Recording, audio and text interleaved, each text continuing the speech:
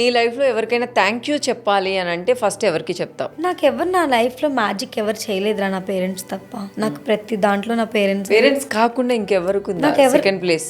నాకు ఎవరు చేయలే అంత, నాకు మ్యాజిక్ చేసేసి నువ్వు నా బతకడానికి నాకు ఎవరు ఏమి ఇది చేయలా, నా పేరెంట్సే చేశారు, నాకు ఎవరు చేయలే. అంటే థ్యాంక్ యూ చెప్పాలంటే నీ పేరెంట్స్కి చెప్తావు. సారీ చెప్పాలి అంటే నీ లైఫ్లో ఎవరికైనా ఎవరినైతే హర్ట్ చేసినా అందరికీ సారీ చెప్తా. అంతేనా? నాకు తెలియకుండా నేను ఇఫ్ ఇన్ కేస్ చేసుంటే మీకు నాకు తెలియదు అంటే నేను హర్ట్ చేసిన విషయం నాకు తెలియకుండా నేను ఏమైనా చేసుంటే అందరికీ సారీ. మొత్తానికి ఎవరికి కావాలితే వాళ్ళు తీసేసుకుంటారు. ఇక్కడ నుంచి మాత్రం క్షమించేసేయండి. మేము ఏదైనా మిస్టేక్ చేస్తే క్షమించేసేయండి. అందరికీ సారీ. హర్ట్ చేయాలని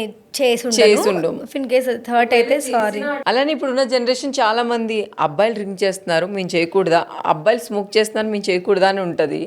అలాంటి వాళ్ళ మీద మీ ఒపీనియన్? బేసిక్గా దీనికి నేను ఆ టాపిక్కే నాకు పెద్ద రిలేటెడ్ కాదు, బట్ స్టిల్ నిజంగానే ఎవరి ఒపీనియన్స్ వాళ్ళది. ఏం చేసినా లిమిటెడ్గా కొంచెం మీ లిమిట్స్లో మీరుండి పద్ధతిగా ఉంటే బాగుంటుంది. తాగడం తప్పని నేను ఎవరిని చెప్పడానికి కానీ, ఒకవేళ నేను చెప్పినా ఇదెవరు నాకు చెప్పేది అనుకునే వాళ్ళే కానీ సమాజంలో ఎవరున్నారు మంచిగా చెప్తుందని అనుకునేవాళ్ళు, అలా అంతే.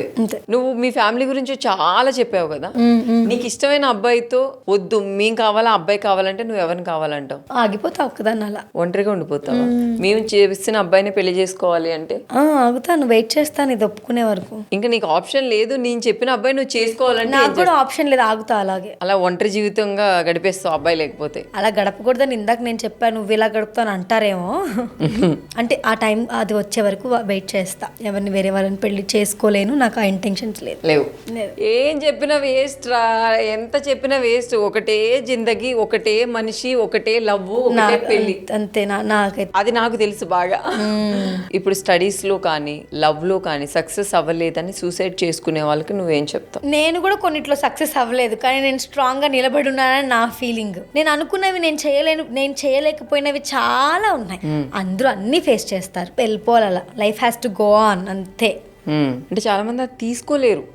నేను చాలా తీసుకోలేరు, నేనైనా తీసుకోలేను. చెప్తున్నాను కదా, సూసైడ్ చేసుకోవడం అనేది రాంగ్ అక్క, రాంగ్, అంతే. నేను నిన్ను క్వశ్చన్ అడుగుతా, నన్నా ఈ జనరేషన్ లో యూత్ చెడిపోవడానికి రీజన్స్ ఏంటి నీకు అకార్డింగ్ టు యూ? లవ్ కి ఎక్కువ కనెక్ట్ అయిపోవడం, అది జెన్యూనా కాదా అని తెలుసుకునే ఏజ్ వీళ్ళకు ఉండదు. అలానే అది లవ్ ఏమో అని తెలుసుకునేది లేకుండా ఏదో ఆ సరదా కోసం చేసి తర్వాత ఇది అవ్వడం, కొంచెం లవ్ కి ఈ అట్రాక్షన్ కి కనెక్ట్ అయిపోవడం వల్ల చెడిపోతున్నారు. ఫస్ట్ పాయింట్ అంటే అంటే నేను చెప్పేది అందరికీ కాదు, కొంతమందికి. యూత్ ఏంటంటే ఇప్పుడు ఒక హీరో ఆ కార్లో తిరిగాడు, ఒక హీరో బైక్ ఇలా డ్రైవ్ చేశాడు అని యూత్ కొంచెం అట్లా కనెక్ట్ అయిపోయి కొన్ని తెలియక చేస్తారు. వాళ్ళు పాపం యూత్ బంగారమ్స్, కానీ నేను ఒకటి దానివల్ల చెడిపోతారు. బైక్ పిచ్ ఉన్న వాళ్ళు చాలా మంది ఉంటారు. ప్లీజ్ స్లోగా డ్రైవ్ చేసి హెల్దీ, అంటే లైక్ మీ లైఫ్ మీకు చాలా ఇంపార్టెంట్. ఇప్పుడు చూడు, కార్ అయినా సరే చిన్నగా వెళ్ళాలి, కానీ నేనేమనుకుంటానంటే కార్ కన్నా బైక్ కొంచెం డేంజరస్, ఇంకా కొంచెం